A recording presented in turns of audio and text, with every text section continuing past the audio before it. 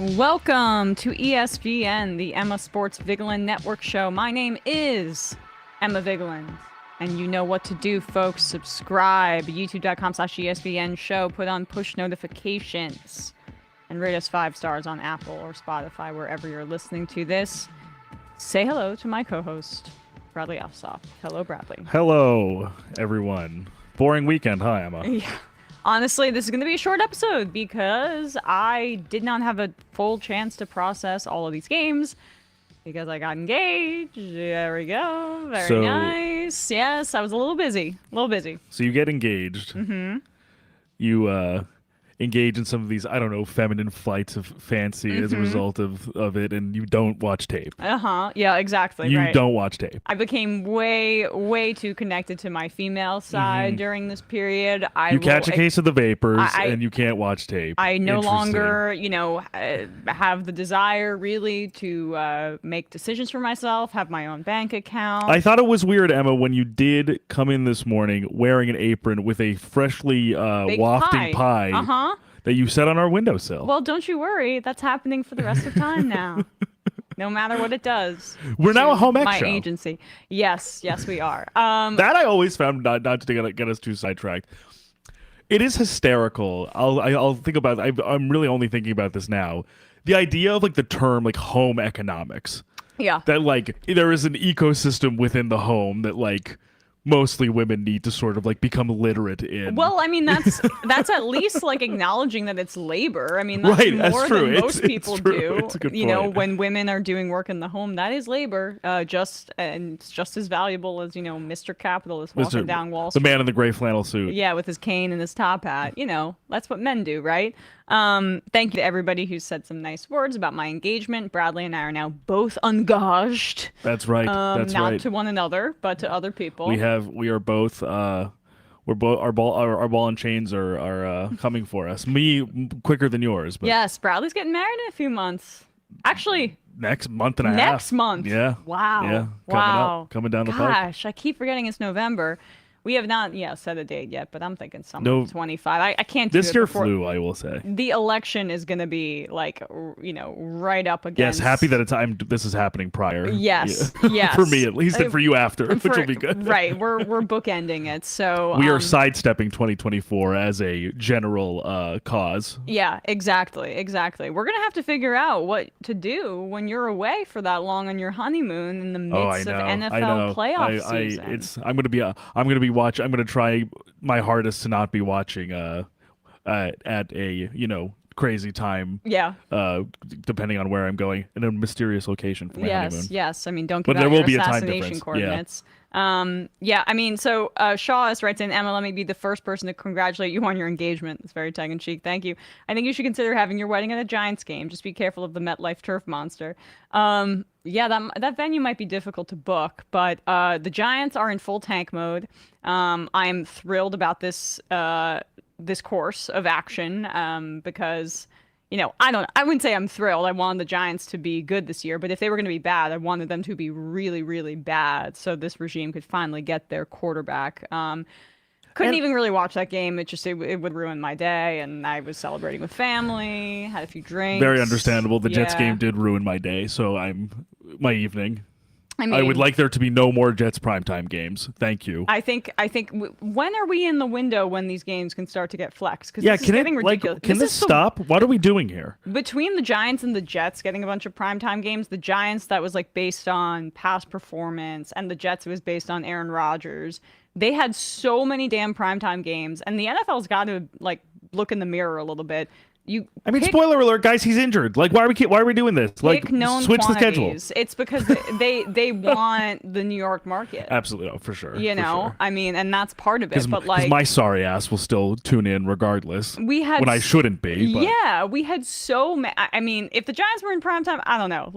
But we have so many great matchups that I feel Ravens Browns should have been. I was just gonna say I would have taken Ravens Browns in primetime. I would have taken Bengals Texans in primetime. Yeah. I would. I would. There were three or four last minute field goal wins at the 1 p.m. slot. could flex any of those into the into prime time. I mean, this week, I think last week it was on the blowout-y side, right? Yes, More in that yep. direction. And this was every matchup very basically in the first close. window was wire to wire. Really close games. I mean, I guess let's just start here with the Cinderella story that is the Minnesota Vikings, who have gone on a 5-game winning streak and now have won 2 in a row with Josh Dobbs at the helm. He had 312 total yards, 2 touchdowns. He's the first player in NFL history to get 400 passing yards, 100 rushing yards, and no interceptions in his first 2 games with a team. I mean, that's pretty niche. But, like, how can you not root for Josh Dobbs, who, when you speak, or when you hear him speak, he just comes off as literally the nicest human being, one of the most intelligent players that you'll hear speak in terms of, like, what he has to offer and the insight that he has.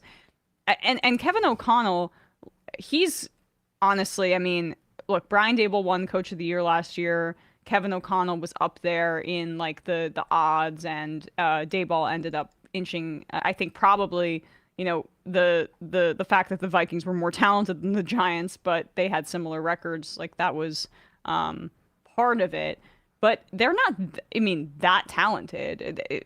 Kevin O'Connell should be, I think, in the running for Coach of the Year this year, just given how much adversity that squad has experienced and how they've overcome it. Dobbs he's got a nickname already. He's the Pastronaut. Oh yeah, because he studied aeronautical engineering at the University of Tennessee, and I think did some sort of partnership. I don't know if it was like an internship or something, but he was on NASA's Twitter account for some reason. I did know that he had like some. He's very smart. Science degree. Yeah, he's really smart. So it kind of almost like made sense that like they had like it was an easy narrative to peddle. I'm not saying that derisively. I mean like, in the sense that like this guy who's literally known for like being a space engineer had no time to learn his players, his teammates' names and the play calls and the cadences, and was just like, all right, I could still do it, I think. Yeah. I mean, he's clearly like O'Connell has found a way to make sure that, you know, his high processing ability is put to the forefront of the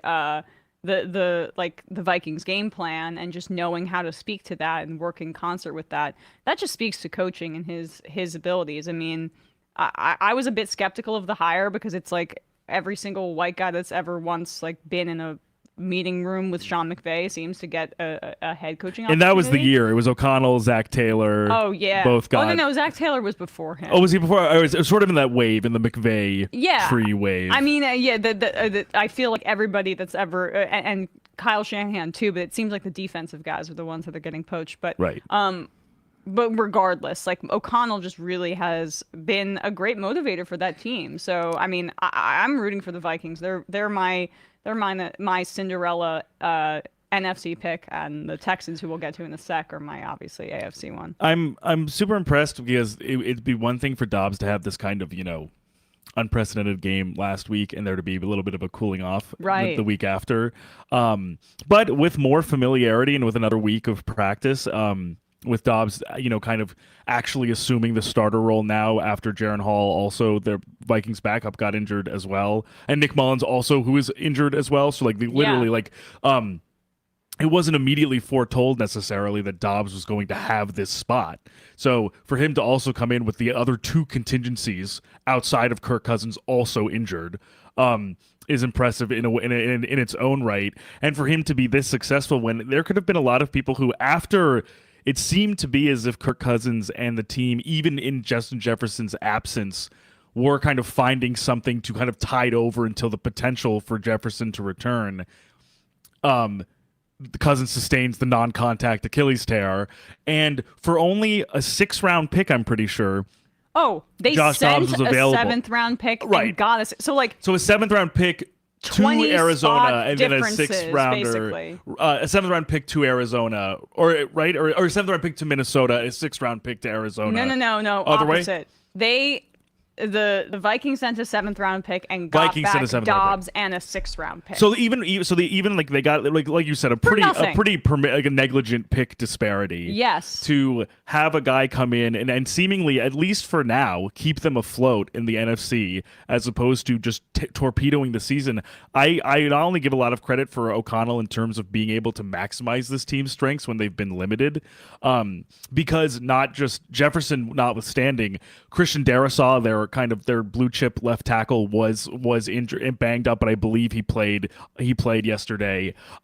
They've had a few injuries on the defense, but the combination of O'Connell's prowess, Brian Flores kind of revitalizing a not like talent deficient might be too hard, but I mean like a team that was really characterized by like a stationary and sort of punchless defense. They had the worst year. defense in the NFL last year. They're way more aggressive. They're way more tenacious. They're way more in your face. That combo, along with Dobbs hopefully being some sort of catalyst for them, I think is a real testament to the general manager Kwesi Adolfo-Mensah not being willing to just kind of fold his cards and be like, we're done this season. He was like, what can I get for a really nothing in terms of draft value and see if we can still compete somehow with the coach we have, with the personnel that we have, with the other hires that we've made as well. So like, I'm super, super impressed.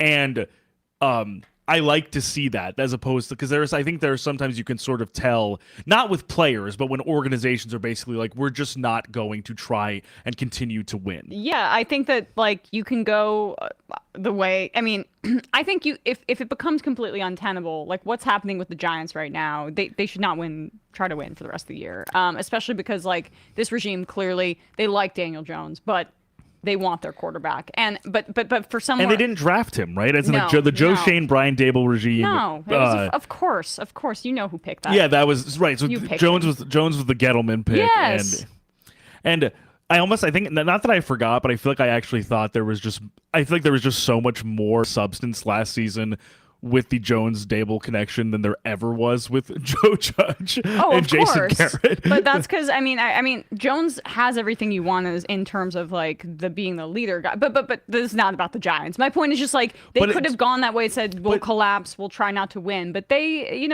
they're building their culture in a different way. But to your point with the Giants as a comparison, though, yes, like Jones got injured, Tyrod Taylor got injured, but at the same time, I think, as you said, it's a different philosophy and it's a different, I think, tactic to be like, if we actually are in a position, which the Vikings weren't, like the Vikings were, I think, on the precipice of potentially being in that position, and Dobbs kind of put them on the other side of it. Like, I think potentially something would be different if the Vikings were 2-7, for example, as opposed to 4-5 or 5-5 as they are now. So I think there are definitely certain teams, as I said, organizationally speaking, who are like, listen, like, Drake May and Caleb Williams are available. Marvin Harrison Jr. is available next year. Like, we want to be in a position to draft guys who could potentially actually swing the prospects of this franchise. And the Vikings might not be with Dobbs now. I think for their forecast, they could just think, hey, like if Dobbs is good enough, we're not going to be in that position, so we might as well just keep trying winning. Yeah, I think that's exactly the calculation that they made. Yeah, I think that's the calculation that they made, and I think it's probably good for the long-term prospects of the team, even though it still is a huge question mark, honestly, next year who they're going to have at quarterback. But yeah, I mean, congrats to the Vikings, they're killing it, and as you said, Brian Flores, he really has turned that defense around.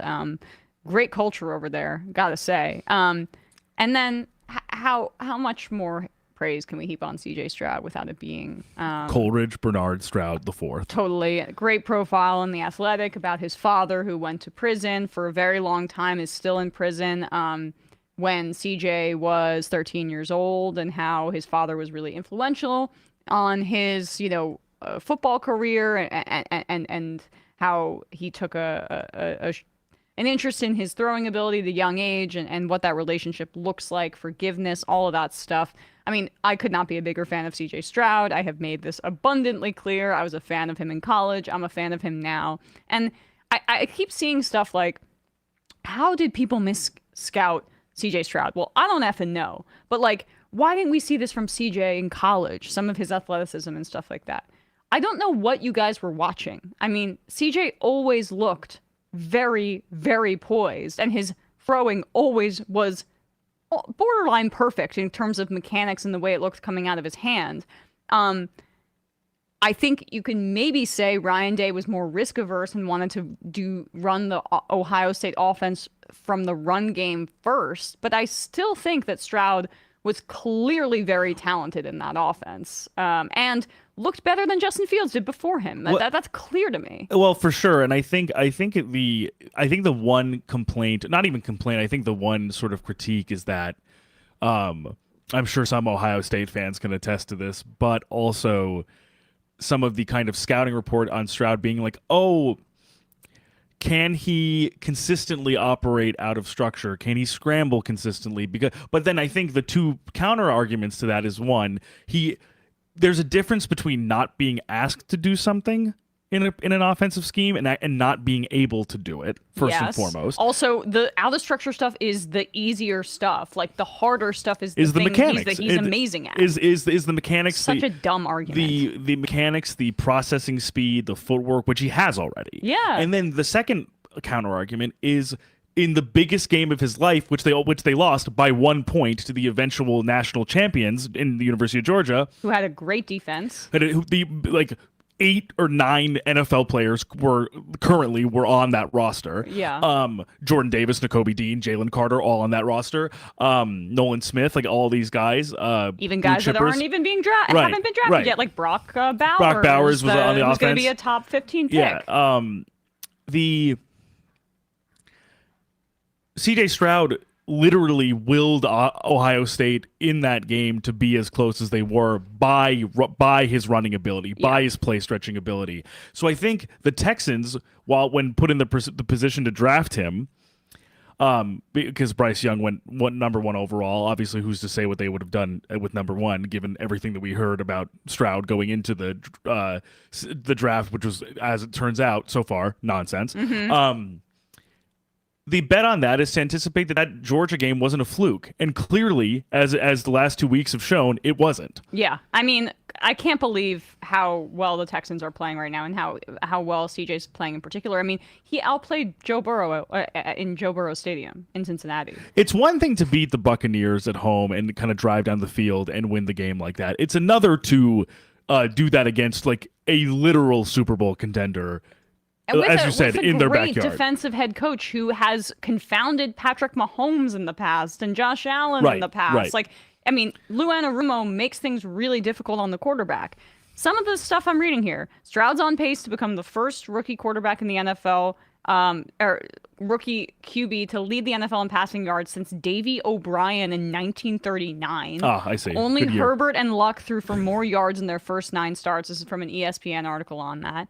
Since the turn of the century, only 5 rookie quarterbacks have averaged more in expected points average per dropback. Ben Roethlisberger, Matt Ryan, Robert Griffin III, Russell Wilson, and Dak Prescott. So, like, that's the floor. We're talking a Matt Ryan-esque career, a Russell Wilson early, Dak. So a top 12-ish quarterback who could like max out at an MVP level and like a la Matt Ryan is the floor. And I'm sorry, Robert Griffin III was really good before his knee injury, but it was also a huge product of the Kyle Shanahan system. So like I take that as a bit more of an outlier. And this is happening as we've talked about, which I think is such another testament to DeMeco Ryans as a head coach. This is happening under a defensive head coach. Yes. With a new offensive play caller who had never been an offensive coordinator before, is a pretty young guy. Like, it's very impressive that a freshman coaching staff, both, I mean, what I mean by that, obviously the head coach and the offensive coordinator, are putting forth this team, this fluid and solid team around a rookie quarterback, and they're very successful. And when I say solid, I mean it's like what they've done by putting Robert Woods, Dalton Schultz, Noah Brown, guys like that around Stroud to begin with, solid, competent pros, but guys who were Nico Collins, guys who aren't necessarily ceiling raisers, but then also a breakout rookie in Tank Dell, and then a few solid guys on the offensive line. I mean, Laramie Tunsil is one of the best left tackles in the league. It's not talked about a lot because he plays for the Texans, but Shaq Mason, who has come back from injury and has played really well for them. The combination of a relatively solid offensive line, just competent professional players around him, as well as a breakout in Tank Dell in the same draft class, has made for something really, really exceptional to watch for a team that has literally bottomed out more times than it has in its entire existence as a franchise. Yeah, it really is amazing. And to your point, it's just like the fact that this defensive head coach is empowering a quarterback like this and trusts him. That's not something you see a lot. You see defensive head coaches often hampering the development of their quarterback. I mean, we're seeing it with Justin Herbert this year. Like, the Staley, whole team is tight. Matt Eberflus in Chicago potentially as well. Yes. You know, it's. I mean, I think as good as McDermott is in Buffalo, there are some issues there that you can trace back to that mentality. I mean, let's be real. Even prior to Aaron Rodgers, Robert Saleh with Dak Wilson, honestly. Yeah, agreed. I mean, we can get to that in a bit, but like the empowerment is, you know, CJ Stroud is 7th in the NFL in EPA per play after 10 weeks, so that's expected points average. He's averaging 9 air yards per attempt. That's what's key here. Like, that means that even though he has a defensive head coach, he's not like, don't dink and dunk. Don't, dink and dunk, don't throw an interception, don't throw an interception. Like check down. No, it's he's like, hand off. Take risks. Stretch right. the field. Be that man, because you are that guy. And it's worked out incredibly 100%. well. And he's not even really, he made some mistakes in this game, but he overcame them. And I mean, you know, we know the pace he was on in terms of like touchdown passes to interception ratio before this. And he's, in terms of his EPA, like, expected points average statistics, he's right around Tua and Jalen Hurts right now. Jalen Hurts and Tua are throwing to like 2 of the top 3 wide receiver duos in the Waddle, NFL. Tyreek Hill, Devontae Smith, AJ Brown, Dallas Goedert. Yes, well, Goddard. Yes, not Goddard anymore, but yes. But you get what you're saying. Just like you know, like a level above in terms of skill position players, like significantly. And Jalen Hurts is playing behind the best offensive line. And behind the best offensive line. By every single metric. So, like, I mean, Stroud this is historic. This is a historic year for a rookie quarterback. And the one thing I'll say about the mistakes that Stroud made is that, like, there were 1 or 2 plays where basically I think it was that Logan Wilson, the linebacker for the Bengals, was kind of almost posturing as if he was going to blitz through the A gap, which Stroud keyed in on. But at the very last second, Wilson dropped into coverage on a flat route or a screen pass that he almost caught for an interception. And that was truly just, I think, for a split second, Stroud looking a little too hard onto one of his reads, not seeing another one open and going back to the hot route, the thing he was going to do initially. And then the other one, the interception, if I'm not mistaken, to Cam Taylor-Britt, I think was tipped. So it was a kind of a batted ball situation. I might be mistaken on that, but both mistakes, it's like, if those things happen 2 to 4 times over the course of 10 weeks, as opposed to 2 to 4 times per game, that is a significant development that you're seeing in a very, very young quarterback. That he didn't exactly accurately read a pre-snap deflection as he has like now almost like 100 times before. Like, he is capable of making those reads, and he's also so capable of looking off guys before making a throw on the other side of where they're anticipating him to do. On maybe, in my opinion, throughout the last few years, the headiest, like the smartest defense. Oh yeah. In the Bengals. Oh, like one of them for sure. Guys who are maybe not all just like A+ athletes, but just real high level processors. Yes. On the Bengals. It's a good point. And, you know, honestly, it would be also another thing if the run game was amazing for the Texans, and it's just not. It's not been very good. Right. Like, I mean, Devin Singletary can only shoulder so much of the burden, unfortunately. Yes, he had a very good game last game, but that's a little bit beside the point. Anyway, CJ Stroud, our guy. We are the Stroud boys. Stand back and stand by. We are. I truly like.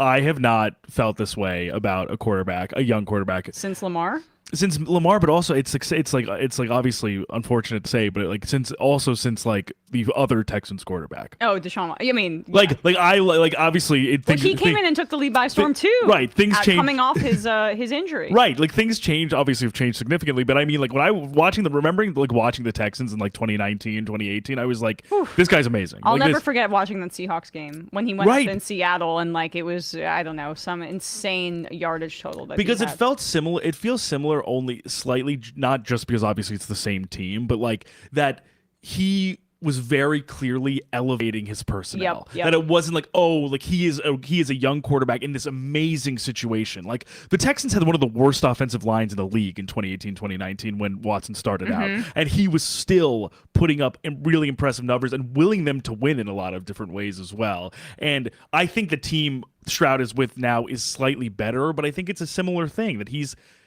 we're talking about this guy as he could potentially be top 12, depending on how he plays the rest of the way, top 10. And these are his first 10 starts. It's amazing. Don't mess this one up, Texans. Yeah, seriously. Right. Lock these guys down. Yes. Like CJ Stroud, D'Amico Ryans, Bobby Slowick, until the formula stops working, lock these guys down. Yes. Speaking of, though, the aforementioned man, the one who left Houston in disgrace and went to the one team that would pay him some insane contract. Also in disgrace. Also completely who went from Houston to Cleveland in disgrace. Yes, he's permanently under a shroud of disgrace, but we still have to talk about it because he is one of the highest paid players in the entire NFL. Deshaun Watson. He didn't have a great start to the game. He threw a pick six to Kyle Hamilton, who's really been balling for the Baltimore Ravens. They figured him out, which I think is really like crucial for their development on defense, like what he plays. Well, I always really liked watching his highlights coming out of Notre Dame. I mean, the Ravens just know how to coach defensive players. I love watching the Swiss Army knife guys in college, and then they very rarely translate in the NFL. Exactly. So it's nice to see. But if anybody's going to be able to do that, it's the Ravens. Totally.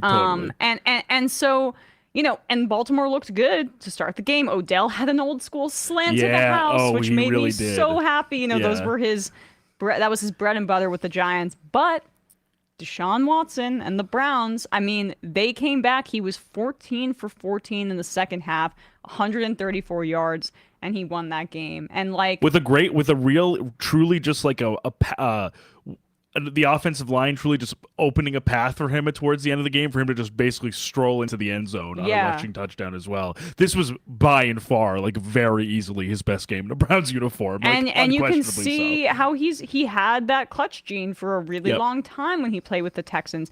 The Browns trailed for 59 minutes and 20 seconds of this 60-minute game. That's crazy. No NFL team this millennium has won while trailing for that long in the game, according to ESPN stats and information.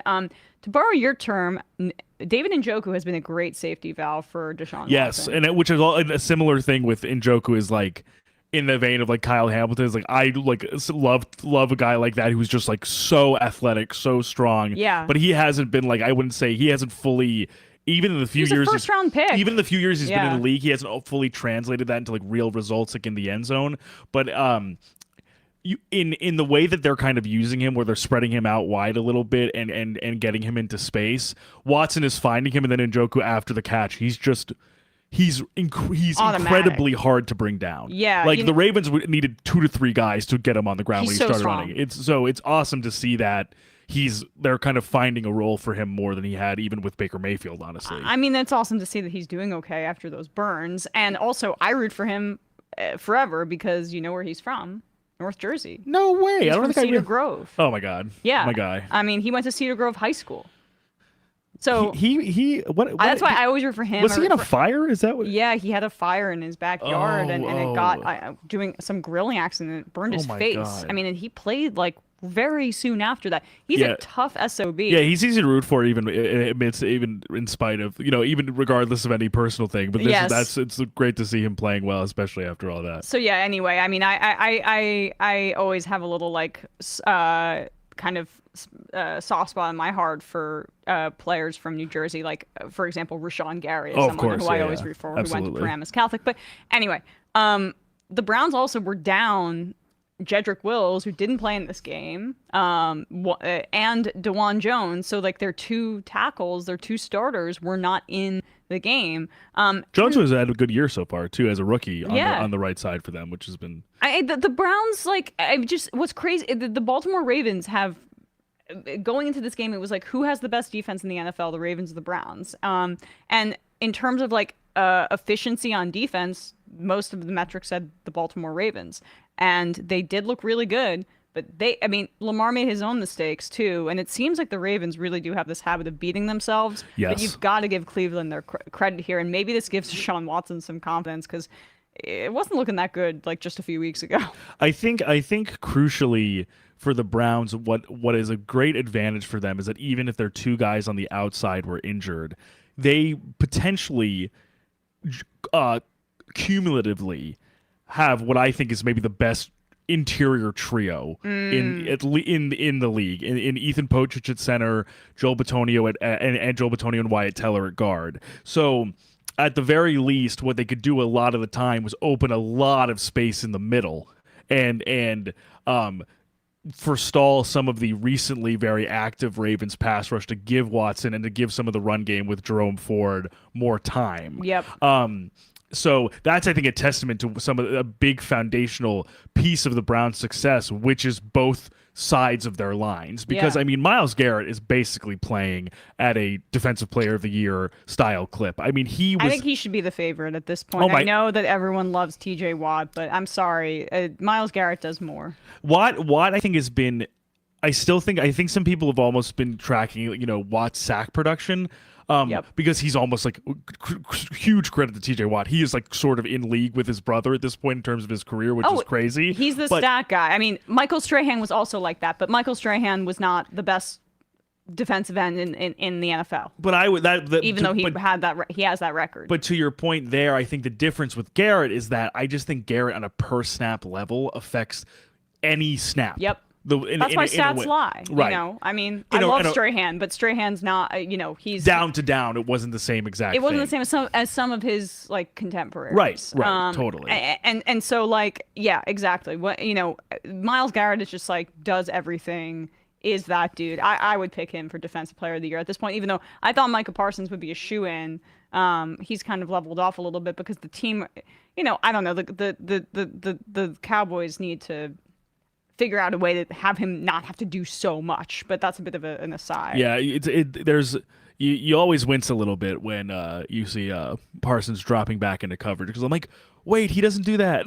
Yeah, you're not supposed to do that. Whereas Garrett can do everything. Like even when Garrett drops back in coverage, which is not always happening, he's still extremely effective for a guy who's enormous. Yeah, like he's huge. Yeah, and I don't mean that. I mean that in the sense like he is. He's so the Greek strong. god. Yeah. He's like the when you see there's every once in a while like a defensive end comes out and you're just like that doesn't look like other people. I mean, like the demigod way his style, body yes. is, and I mean him and Aaron Donald to me always have felt that way, where it's like just the muscle density is crazy. Yeah, and then I mean, there's other guys too, like for example, Aiden Hutchinson's length. Oh yeah, when you see that, you're like that is just a long man. That's a long man. long wow, man. that is a long man. Wow, he can bend. But I was just saying with Garrett, like it's not easy to make Lamar look super uncomfortable because especially this year because the offensive line has been playing pretty well and Lamar is obviously just in his best. He's one of the most slippery guys in the league to take down,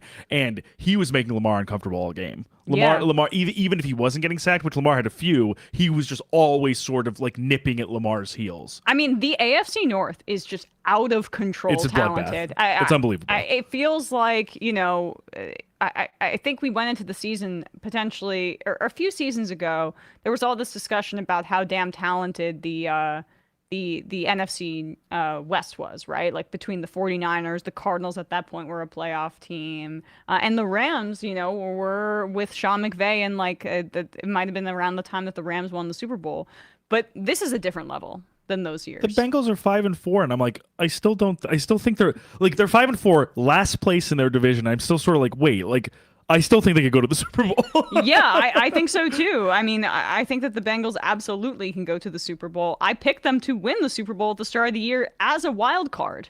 If you recall, I picked 49ers, Bengals, and the Bengals both as wild cards, although I do think that the Seahawks are going to start to falter here and the Niners will take back that division. But the Bengals also are the Bengals also, even in the context of this Texans game, if Tyler Boyd doesn't drop that pass in the end zone, they won the game. Yeah, they're fourth in the AFC North at 5-4. They're fourth in the AFC North. Like, it's not even as if since the bye week I've even felt that bad about about the losses that they've had. I haven't. Like, I still think they're extremely talented, and if one thing goes their way, they maybe win that game against Houston. So yeah, unfortunately, I mean, they right now would not make the playoffs. Right, because it's 6-3, 6-3 for the no, 5-4, 5-4 with the Texans, and they lose the tiebreak to the Texans at this point. Oh my God. Oh, okay. So right now it's Chiefs, Ravens, Jags, Dolphins as division winners, and Steelers, Browns, Texans. But like, we could first of all, the Steelers need to fuck off. Like, the Steelers are not good, but they are constantly winning games they shouldn't. What's the Steelers record right now? I mean, the Steelers record is 6-3. They're 6 with an offense that doesn't function. It doesn't even function. Mike, like guys, this is an urgent message for the NFL. If Mike Tomlin keeps this team above 500 and he does not win Coach of the Year, there's a huge problem. This team is bad. I mean, they play the Browns next week, so I'm hoping they lose that one. I don't want to see the Steelers in the playoffs. I'm sorry. I just like I'm not trying to be a hater. 6-3. I can't understand how they're 6-3. I'm not trying to be a hater, but if they make the playoffs and the Bengals don't, I'm going to be really pissed because this is just like, that's not fun for anybody. No. They will get. I think they would get. Basically, any of those matchups, I think they would get destroyed. I mean, so they play the Browns and the Bengals. I'm hoping they lose both games. Then it's the Cardinals, Patriots, Colts, Bengals again, Seahawks, Ravens. So it's not an easy schedule, I would say, though, going forward. I guess, yeah. I mean, it's not as hard as I would like because, again, this team is just like... And selfishly, I think I want them to lose more because, in a sense, like I love Mike Tomlin and I love a lot of the guys on the Steelers, but I almost like... I don't want Matt Canada to be rewarded for this. I don't want them to keep doubling down on Kenny Pickett, who, I just don't really believe in. Yeah. So, I mean, but damn, is that... It would be crazy if it's Steelers, Browns, and Bengals, all three wildcard teams. That's every team in the division making the playoffs, which just never happened before. It's crazy. Right? It couldn't feasibly happen before when it was just 6 slots, but now before it could. Expanded. Now it could. Right. So, I mean... But I'm so impressed because honestly, the Bills are out too. I mean, the Bills will have lost that tiebreaker to the Bengals. It's so impressive though because it's fascinating as a case study that like it's also is not as if like it's not as if these teams are all winning or kind of like constructed the same way or have the same kind of like story going into their records. Like, it's just fascinating that all of that talent, all of that. All of these paths to victory are in one division. Yeah, like it's insane. It really is crazy. It makes it. I mean, the AFC is a bloodbath, but like then in a more granular way, truly the battlefield is the AFC North. Yeah, I mean, I'm looking at the NFC now, and some of these matchups, it's like the Eagles, Lions, Niners, Saints right now are the top 4. Then the 3 wild cards are Seahawks, Cowboys, Vikings. So that would mean 2 rematches for sure. Like, that would mean Lions or Vikings at Lions, which actually would be pretty fun, interdivisional bloodbath there. The Cowboys would have to go back to play the San Francisco 49ers, which would not end well for them. And then Saints Seahawks actually sounds kind of interesting. But like, let's just be clear here. The AFC is so much more talented than the NFC. When it comes down to like the best 8 teams, it is just so clear how good the AFC is relative to the NFC. And the Chiefs are right now in the top seed, and I don't even know how good they are. Outside of their defense, their offense still is not going. I was going to say it's also fascinating that the Chiefs are still the number 1 seed, despite being such a different form of the Chiefs that we're accustomed to seeing. Yeah, I mean, look, the Eagles I would put up there with literally any team, but absolutely. then it kind of drops off for the rest of the NFC. I know the Niners are good, but they've shown that they've had flaws. Listen to the schedule for the Eagles: at the Chiefs versus the Bills versus the 49ers, at the Cowboys, at the Seahawks. Oh my God! Yeah, Speaking of bloodbath, oh my I god. know, I know. And then they play the Giants, Cardinals, Giants, and they'll win all three So of those games. they get a little bit of a reprieve towards But the I end. mean, look, they're 8-1, and they could still get the top seed even if they lose to the Chiefs, Bills, 49ers. Like, even they if have they a lot of lose 3 cushion. out of those 5. You're right. Yeah, because then they'll just be 13-4 Yeah, no as problem. opposed to 15-1 or Right. whatever, or 15-2. All right, so I don't know how we got off on that tangent, except to say that the AFC North is freaking amazing. And I guess also just to say that I feel like it's exciting that we're kind of. I feel like where we're getting into the projecting or prognosticating as a result of these games is that we're sort of over halfway. We're kind of seeing the playoff picture come into focus a little bit more, and we're kind of seeing what some teams are kind of like looking at in terms of their mission statements for the rest of the year, which I feel like so much of the first 8 weeks, I would say even, is still sort of like teams getting their bearings, teams figuring things out, teams kind of like coming into their own a little bit. So I think it's just a super interesting place to be in right now with like still a decent amount of football to get to before the playoffs. Yeah, I agree with you. The teams are starting to get their identity kind of Exactly. formed. Exactly. So I mentioned the Cardinals though. Interesting wrench in the I know the tank efforts, and let's be real, that's what ownership wanted. They were in love with Caleb Williams. Now, I mean, Caleb Williams hasn't had a good few weeks for a variety of reasons, just like not as good performance wise, and that hysterical crying video. I mean, look, it's guy. fine when people show emotions. I get that, but regular NFL guys are going to see that and be like, "What's this guy with the nose ring hysterically crying on the sidelines?" It just might be a little much. I would honestly, I could see Drake May going first overall. Well, But I think he he could. is, or I think will. he is. I think he will. That'll be interesting. But putting that aside for a second, Kyler Murray may have screwed them out of both of them. Right. He may have pulled the Lovie Smith. I would love that for selfish reasons because I want the Giants to get either May or Williams. But like, man, it's really cool to see Kyler Murray back. Look, I don't really believe in him I wouldn't build my franchise around a quarterback that small. But he does have like the ability to just really be a playmaker, and you just see some of those runs when he can get outside the pocket and he goes and his little motor legs start going. You're like, man, that guy's fast. And but you see the difference in terms of a guy who is that size with that level of athleticism and play extension, where versus a not great athlete like Bryce Young. And not to I don't want to completely directly compare them, just in the sense of I know obviously different points in their careers, but at the same time, even from a scouting perspective, I think with Murray coming out of the draft, the big draw for him was his next level athleticism. Yep. That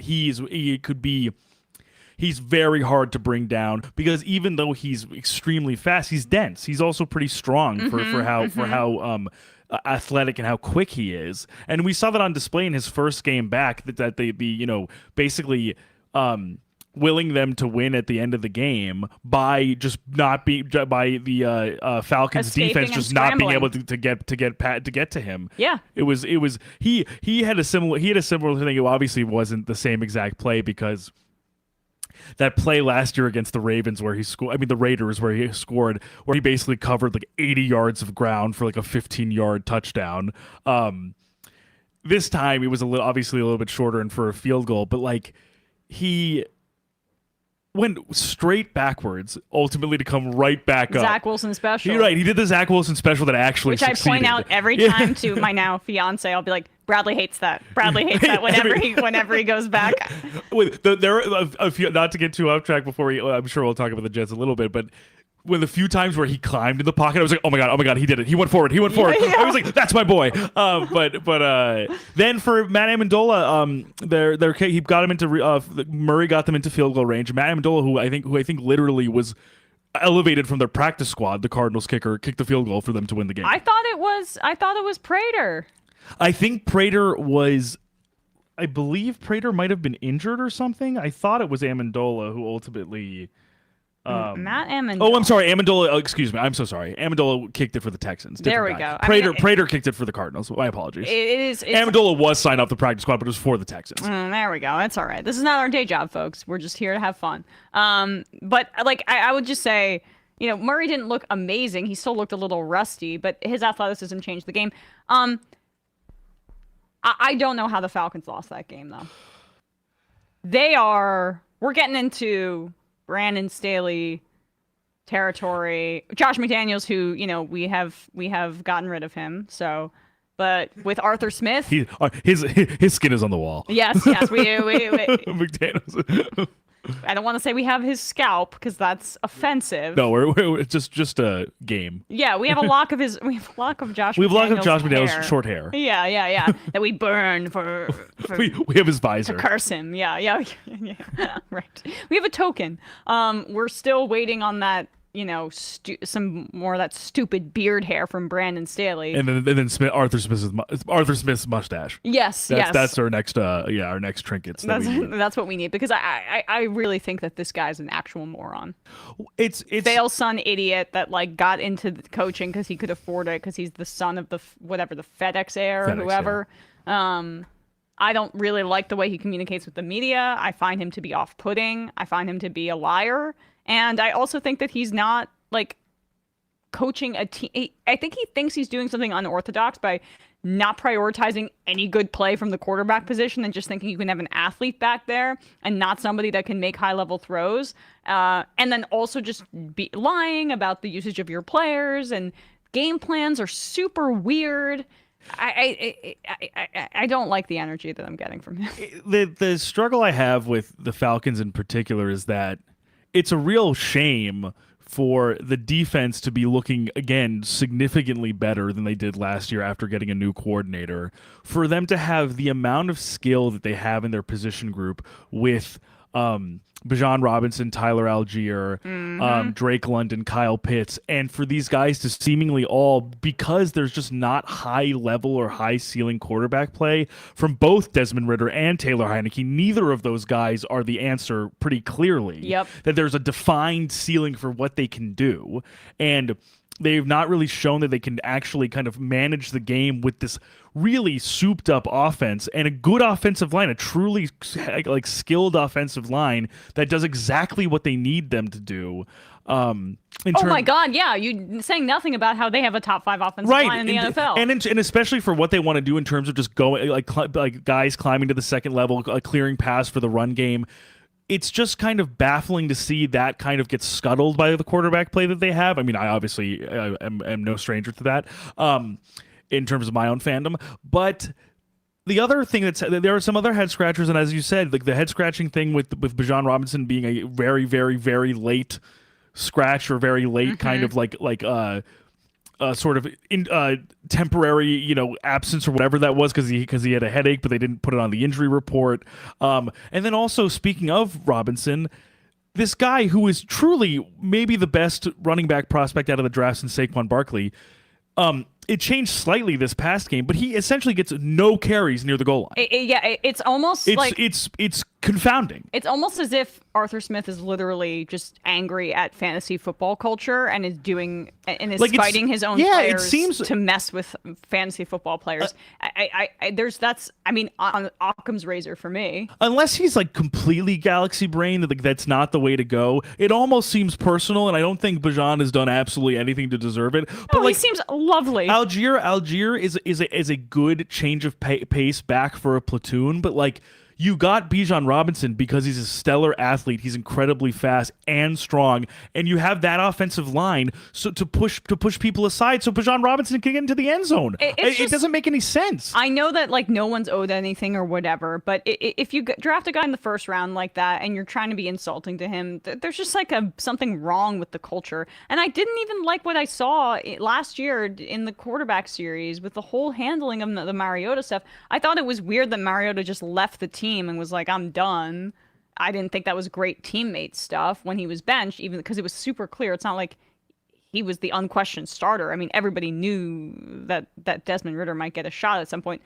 But I'm almost questioning my response to that, because I could imagine that Arthur Smith handled it horribly as well, given everything we know about him. And you almost wonder, was it the right way to handle it to just sort of be like, Marcus isn't with the team anymore or whatever, when it's sort of okay, but you are sort of responsible for your Yeah, players. right, So right. like, why are you just letting him decamp to Las Vegas and not play? Yeah, I mean, not play. I mean, not be with the team. not even be with the team. Yeah, exactly. What if, Desmond Ridder got injured that year? Why wouldn't you want him Right, around? right. It was so bizarre.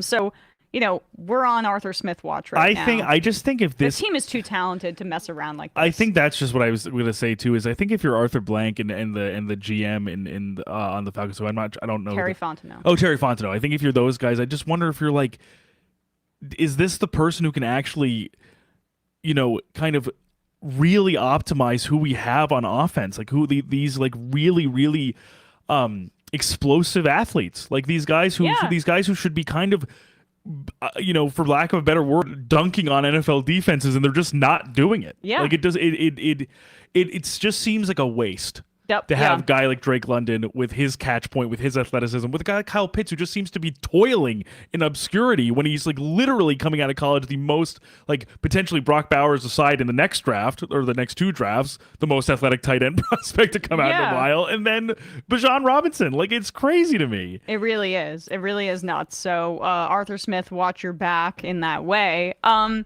mean, just some other notes. The Lions are really good. That's one thing to note. The Lions look good on offense. They still, I think, need a playmaker or two on defense. I worry about their secondary a little bit, but regardless, I mean, they are an exciting team, and the Chargers defense stinks to high heaven, even though the head coach is supposedly a defensive mind. It's kind of funny because the Lions and the Chargers.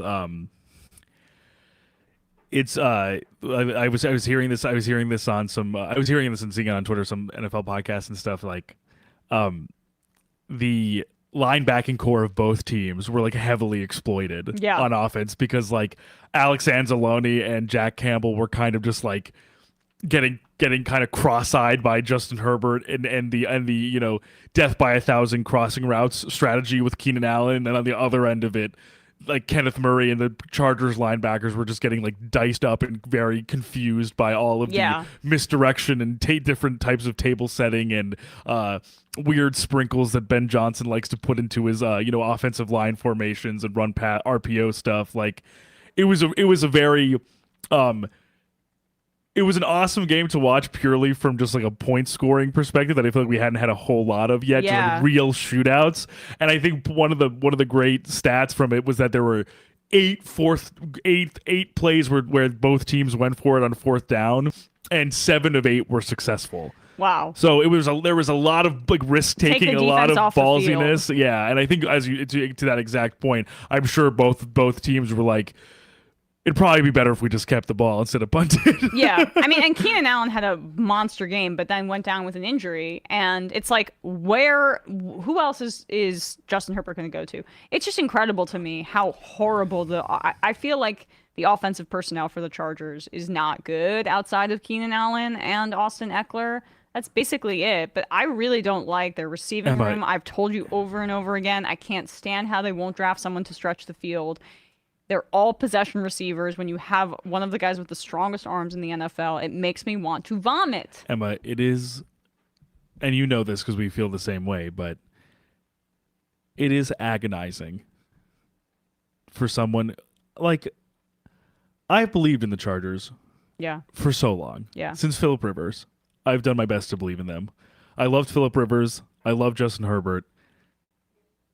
Every time I see a ball go Quentin Johnson's way and he drops it, because he never catches the ball. He catches the ball, I think, once every 8 tries.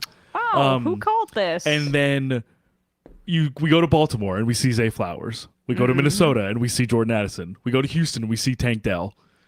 And all of those guys, as of now, are better than Quentin Johnson. Oh yeah, and also notably, all of those guys can catch a ball when it goes their way. Yeah, and they're all like technically undersized, but I don't know why we have to alert. What's his Tom? It's not Tom Pelissero. Telesco. And Tom Pelissero is the reporter for NFL Network.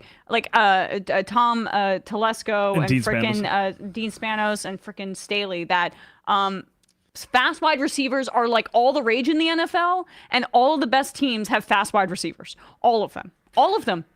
And it's fine to have Keenan Allen and the tight ends that they have. Keenan Allen's over 30 years old. Right, Why are we relying on this guy? He doesn't stay healthy most seasons. He gives it his all, but give it a breast. It's the same thing. It's the same. It's like it's totally fine to have Keenan Allen, Mike Williams, and then Parham and Everett if you have a guy who can stretch the field. Yes. And there is still nobody who can stretch the field. Josh Palmer's not fast enough, and he's not talented enough. I don't like Josh Palmer as a player. Parham and Gerald Everett are just like stationary big targets at tight end. Williams is out for the season, but again, big stationary high catch point targets. Same thing with Keenan Allen. They're not stretching the field. And Eckler, you're throwing screen passes to. Yep. Like there's no ceiling raiser of a guy who can literally attack space and exploit a safety potentially playing too high up, yeah, or for example, or something like that. There's just nothing. There's no reason to ever be worried about any sort of deep ball with Justin Herbert, a guy who has an actual cannon for an arm. Yeah. And then you have Quentin Johnson, who they thought maybe, this will be our new weapon. You draft in the first round, and he literally cannot catch passes. Yeah. Like that, Tom Telesco should be fired for that alone. They need to clean house. They need to clean house. It's affecting Herbert's play. There's no excuse for how this team is constructed. I mean, what else we got going on here? I'm trying to avoid talking about the Giants. I kind of did. It was expected. It was a total blowout. The 17 points was not enough for the margin. We talked about the Saints. I mean, we talked about the Vikings game. The Saints, I'm ambivalent about them. I think we kind of touched on all of it.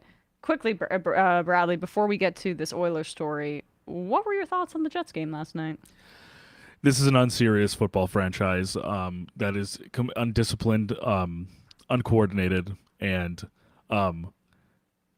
seemingly has zero accountability for its players when they fuck up.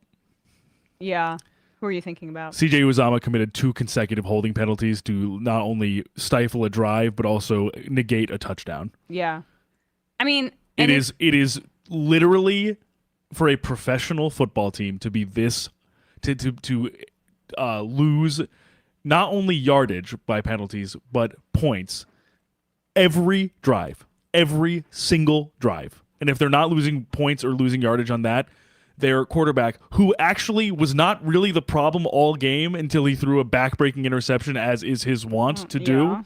He actually had some sweet throws. I feel like I say that every time. Breece Hall literally got into the end zone, and the touchdown was taken back. Yeah. Like points were taken off the board and they lost by touchdown. Yeah. Like it's an unserious organization. It's embarrassing that this is what this team looks like, even in spite of not having Aaron Rodgers. Oh, they're so talented. They're just not disciplined. Like Saleh does not instill discipline. If I'm Robert Saleh, I do not understand why CJ Uzomah is playing another snap in that game. Yeah. He committed 2 holding penalties that literally negate that he is the reason they lost the game. Because he could not stop holding Max Crosby because he can't block Max Crosby. Why was he even responsible as a defensive head coach for blocking a Max Crosby? Which begs the question, exactly, why is your 35-year-old tight end blocking Max Crosby? It's a great point, because that is not what good coaches do. They understand that you can pass off an assignment on the line, double team him fine with another blocker or something like that. But you cannot actually expect Uzomah to to hold back. You're putting him in a bad position to ultimately make a mistake, to ultimately lose points and lose key yardage for your team. Crosby's having one of the best 3 seasons at his position in the entire NFL. Are you serious? Top 5 defender. Period, yeah. You're putting a tight end on him, and not Kittle, who's an elite blocker. Yeah, no, like a guy who's not a older tight end who is not known for his blocking. Yeah, it's just it is a really embarrassing season of play calling and strategy and scheme for this team. And I understand that the expectation was not for this to be the way that it goes. I'm not confident in this capacity with either the head coach or the offensive coordinator, even if Aaron Rodgers returns. Yeah, I don't think you should be. I don't think you should be. I don't want Robert Saleh and Nathaniel Hackett. They're 4-5. It's done. I mean, no, I mean for next season. Oh yeah. Yeah, well, I'm sorry. They're gonna use it as a mulligan and an opportunity to go all in. I know. And then if I had my way, Saleh and Hackett would be fired like today. The problem is just that I just feel like though the coaching staff hasn't shown the ability to not let like stress or expectations get to them, and they have been they have been clutch. I want to give them credit. They had pulled out some wins in the past that. What were some of the games here like that we're talking about where they won? Beating the Eagles. The Giants was a total fluke. It's because like freaking Gano missed the field goal. Gano was injured and should not have been playing. But the Eagles game, right? The Broncos game, they came out in the end. But yeah, I hear what you're saying. They really didn't look competitive against the Chargers, who are also very beatable. That's the thing is that these two teams, like Aiden O'Connell is the Raiders quarterback. Like the Chargers have one of the most porous defenses in the league against any other team, and they looked like the 85 Bears. Yeah. Khalil Mack and Joey Bosa had more sacks, I think, than they basically had all year outside of that one 7-sack game that Khalil Mack had against I don't remember who they were playing actually when Mack had that crazy game against the Raiders. There you go. Or the Bears. It was one of the previous teams. But it goes to show that he had those sacks against bad teams. I think it was the Bears. It was one of, I forget. Right. And so it's just hard when both units make other teams that are in other situations beatable look like the best team in the league. Yeah, right, exactly. But I'm sorry. Well, it's I'll get off it in a second, but it's just like it's more just a matter of it being stupid mistakes as opposed to talentlessness. Yeah. No, I mean the defense is insanely talented, and what's amazing about the Jets in terms of like the way that their team is constructed is like they're so deep on defense that their pass rushers, their players, they just don't have to do as much because they can have fresh guys come in and rush the passer whenever they need to. The Jets are really, really talented on defense. It's just like they seem to beat themselves a lot. All right, quick hockey story, and then we're going to head out of here. The Edmonton Oilers are a total embarrassment. They fired their head coach, Jay Woodcroft, and assistant coach Dave Mason yesterday after they started. And again, I'm going to just say this with Connor McDavid is not himself. I know he's been injured. Leon Draisaitl's not been playing that well. But 3-9-1 for a Stanley Cup favorite to start the year. And the thing that really did it was that they lost to the San Jose Sharks on Thursday. And there was a video of Woodcroft walking off the ice, and you could see him maybe potentially mouthing the words, "Well, that's it, isn't it?" or something to that effect. And it was it, because the San Jose Sharks aren't just the worst team in hockey. They're one of the worst teams that has been fielded in the NHL in years. They started off 1-10-1 to start the year. They had 14 goals in their first 12 games. That's barely a goal a game. Austin Matthews has 13 goals. They gave up 56 goals. That was the most in the NHL. Their goal differential was -42, the worst in the league by 24, and the Oilers were the next up at -18, and the Oilers lost to that team, which is actively gutted out and tanking. By the way, I believe Chris Greer, the GM of the Dolphins, his brother is the GM of the San Jose Sharks. Putting that aside. Having a bad time. Having not a great time, although it seems like that's kind of the intention. Ken Holland, the general manager for the Oilers, somehow is still in his position. I have to imagine that he's a dead man walking. The coach, Chris Knobloch, former assistant on the Rangers, was considered a head coaching candidate for quite a while, actually. Not assistant on the Rangers, I should say. He coached the AHL affiliate, the Wolfpack. And he's considered like a developmental guy or somebody with a little bit more of a new age kind of structure and scheme approach. So we'll see if the Oilers can turn it around.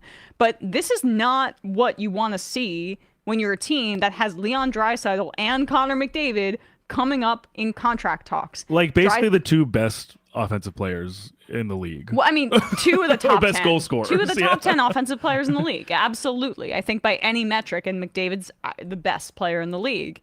Draisaitl, after this year, July 1st, 2024, he's eligible to sign an extension. Right. McDavid, same time, 2025. Right. And Draisaitl and his future is indelibly linked to McDavid, because if Draisaitl's not here, I don't think McDavid's going to want to be here too. And so The only other person who's capable on? of making plays. Like, yeah. I mean, you can see when McDavid's been injured, like he came back too soon, it seems like. When he's not carrying the team, they look like this. They lose to the Sharks. When he's not on the ice, they're liable to give up a goal basically all the time because they can't have any sustained offensive pressure, and their goaltending is horrible. They gave out that contract to Jack Campbell, which I said was stupid at the time. I remember the days when Jack Campbell was considered right in the running with Igor Shesterkin in the year he won the Vezina. Now let's laugh at that, as I did at the time. Ha ha ha. When but yeah, let's compare careers now. Yeah, I mean, where are they now? Campbell is now in the AHL, and I think gave up like 4 goals in his AHL appearance. They are a complete disaster, and they are they. I mean, I am shocked, honestly, that the coaching is really what goes first, because it's about the roster construction around McDavid. It really is. It's an embarrassment, and 100%. You know, playing hockey in Canada, it's difficult in and of itself because of the media coverage and how in the United States, like, no one cares for the most part. I mean, the Rangers do, and some of the bigger market teams like the Blackhawks, like the cities care, but you know, no one really cares about teams like the Anaheim Ducks, even though they're in a big market, or like the Florida Panthers, semi-ish, the Columbus Blue Jackets. Yeah. I mean, they're a prime example. But in Canada, like, there's a reason that many players, even when they grew up in the Toronto area, have Toronto on their do not trade list. It's because it's the most scrutinized team in the NHL, and every move you make is written about. But the Oilers are pretty up there too in terms of like the way that they're obsessed over. This is a massive embarrassment.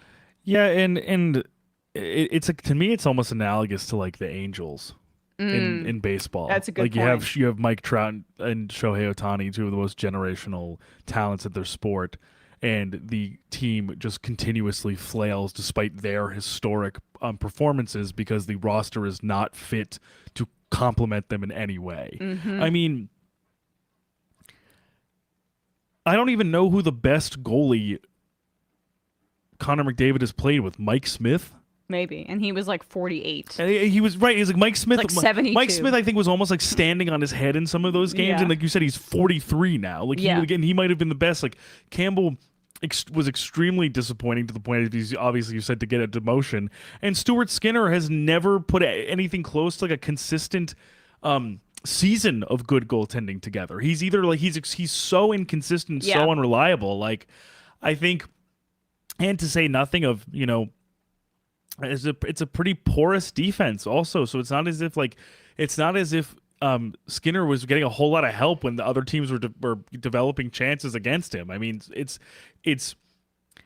is so difficult in any team sport, but especially hockey, to only win on the successes of the guys who can score goals for you. It really, like, it's unsustainable. If you can't do anything on the other side of the ice, if you can't kill penalties, if you can't keep the goal scoring to a minimum, I mean, you're not gonna, if one of those two players in Draisaitl or McDavid is either not 100% or is injured or whatever, then the formula or the strategy of like, okay, we'll win 8-7 every game becomes untenable. You can't do it. You actually cannot do it. And it's just crazy too, because like, I mean, they completely have collapsed, and like right now they're currently they're sought to pick second overall if they're, you know, if the lottery were to hold. And right behind them are the Calgary Flames, another team that is basically collapsing in front of our very eyes.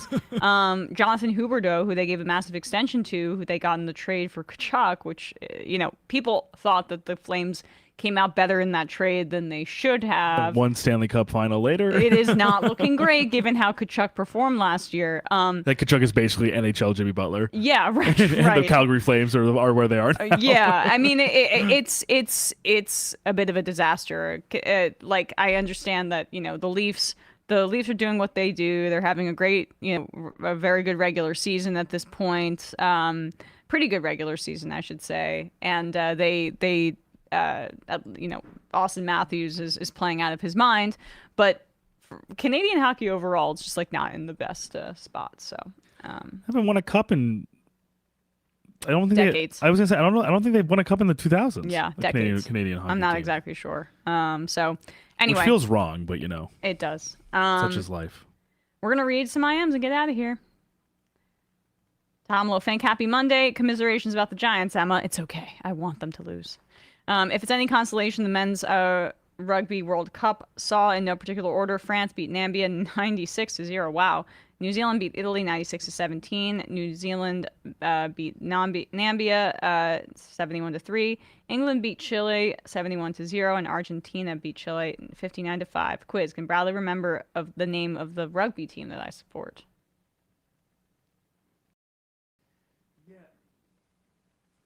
It slipped my mind. I did know it.